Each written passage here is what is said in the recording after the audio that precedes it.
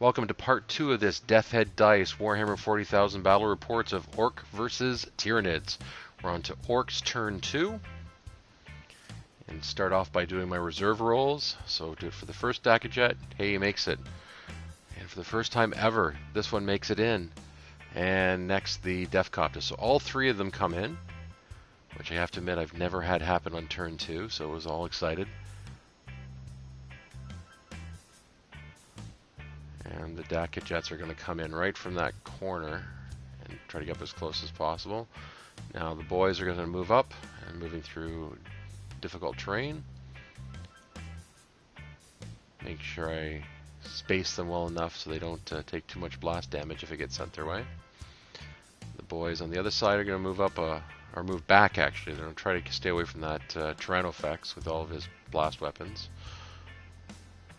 And next we expose the objective. I don't think it really did much. I forget what number 3 is. I don't have my notes in front of me. So now the Labas are going to target the Tyranid warriors. And it scatters. The first one scatters and it manages to hit the Hive Tyrant. And then we actually resolve it. We're supposed to resolve them first, or the number blast first, but we did it this way and by mistake. So first one did 1 wound and then it scatters. And didn't do anything, and then we scattered it a second time, and it goes back, or actually it was a hit, and managed to do 1 wound, to which he makes his save. So next the other group of Labas are going to hit the Hormagaunts there. I think I have a better chance to do some damage. And so we roll for scatter, and it scatters a lot, completely off. And then the other bombard her barrage. So now I'm going to call the WA, and this is going to basically allow me to shoot 18 shots at BS3. Now, for some reason, I forgot that I was allowed to shoot at BS3, so I resolved those at the wrong ballistic skill, but I still managed to take out quite a number of those. That one I think took out basically all but 2. And now the other Daka Jet's going to fire, and he was going to fire at the Tyranid warriors. And he got 18 shots, 15 hits, and 13 wounds. Now we had to start doing the saves because the Broodlord's in the front there. So he was doing his first couple saves. He made it, and the next he had to do he took 1 wound, and now he starts doing the Lookout Sirs.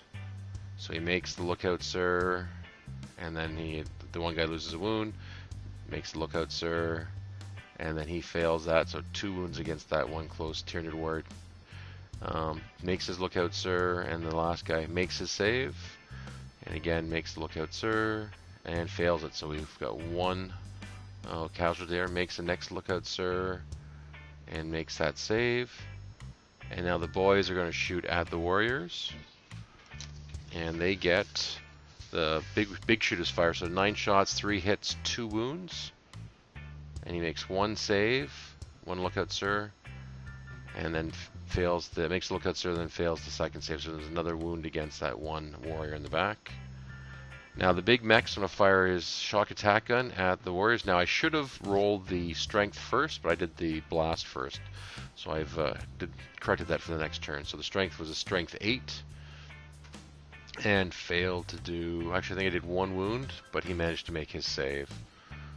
And they both made. Actually, nope. The Tyranid warrior didn't make his save. So now the big shooters from the other boy squad are going to fire the Tyranids. They got 9 shots, 3 hits, and 1 wound, to which on a 2+ save, no surprise, he makes it. Now of the Deathcopters, only the twin link shooters able to hit, so he gets 3 shots twin linked. He gets 1 on the front. I like twin link weapons, but not when they don't make a difference for you. And he fails to wound. So next up, the Ludas, hopefully looking to be the stars of this turn. They get 3 shots each. So that's 45 Luda shots, strength 7 shots. Of those 45, 21 hit and 15 wound. And he makes 13 of those 15 saves, leaving him with only taking 2 wounds. So he's still got 4 left. And the objective was declared there. So we're on to Tyranids turn 2. So he's going to move up the Tyranids, and then moving the Carnifexes through difficult terrain, and then moving up the Tyranid warriors. And he forgot to cast the at the beginning. We didn't capture him. The Hive Tyrant capting the I forget the name of the guy. It's in the first part. It's basically the 5+ cover save. So now the Hormagaunts are moving up, and then the Termagants are going to move up. I had to fast forward this, I think 600% because there's a lot of footage. Now onto shooting. The Tyrannofex is going to fire at the boy squad. So he first starts with the acid spray and manages to get 5 boys with that one.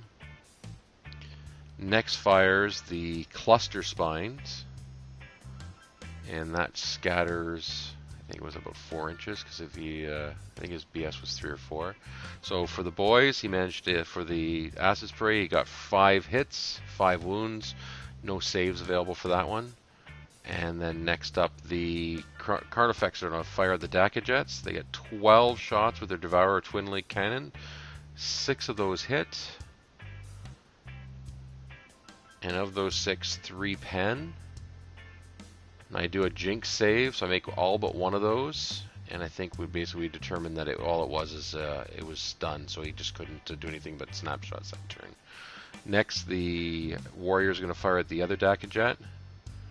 And the Prime gets 3 shots with his Death Spitter and misses all of them. The Warriors fire 12 shots and only get 1 hit but fail to wound. The Hive Tyrant uses its heavy venom cannons against the Luda, manages to hit, and I fail my 5+ cover save from the custom force field, so I lose 1 Luda. And now he's going to run up the Hormagaunts, and going to do the same thing with the Termagants there, both the squads, I believe.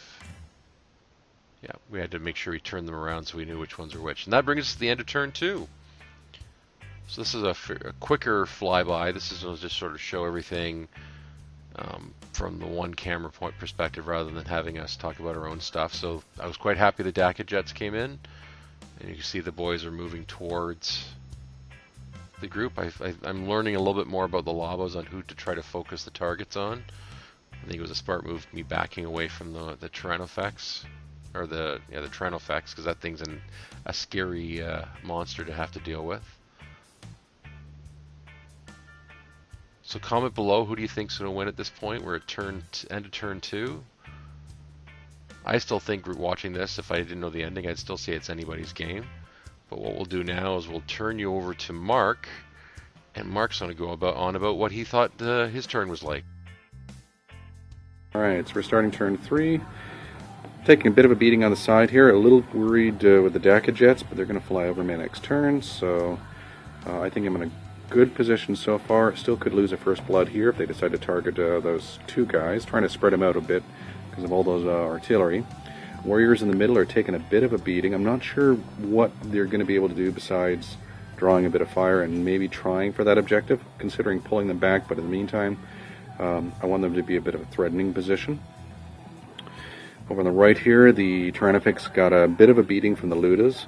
I am glad that he's firing at him because I think he'll hold on long enough to be able to get up a little bit farther and perhaps even assault the boys after doing a lot of big blasting or get assaulted by them. And the rest of the guys are just moving into good spots. Bringing the Hormagaunts on the side here to prepare for an assault, which will be a paired assault probably with the Tyrannofex yeah, that's pretty much it.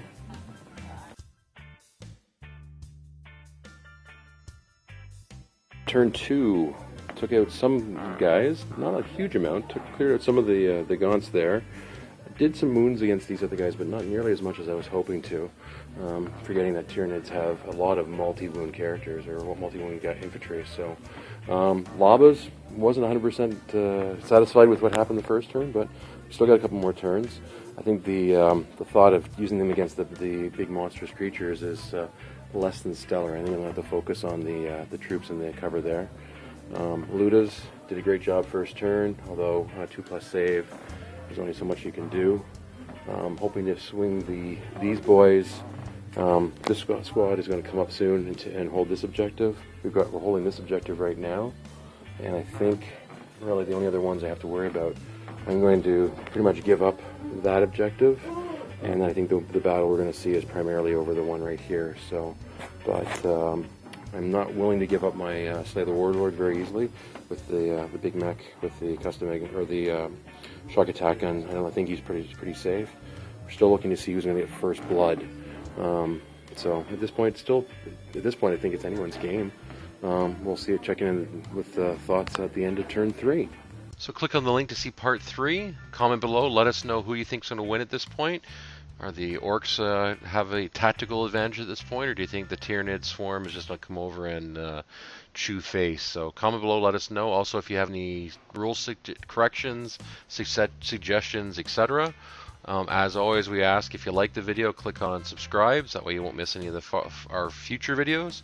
Click on like because that helps the whole YouTube viewing thing, as well as share with your friends. Let them know what you watch.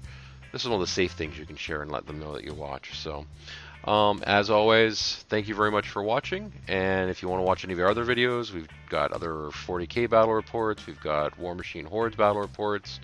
And heck, I even got my Ork Bomba box to battle little video there. You can watch the unboxing and as I painted it. So, lots of fun things to check out. And I think I've rambled on long enough. So, click on the link for part 3 and we'll see you there.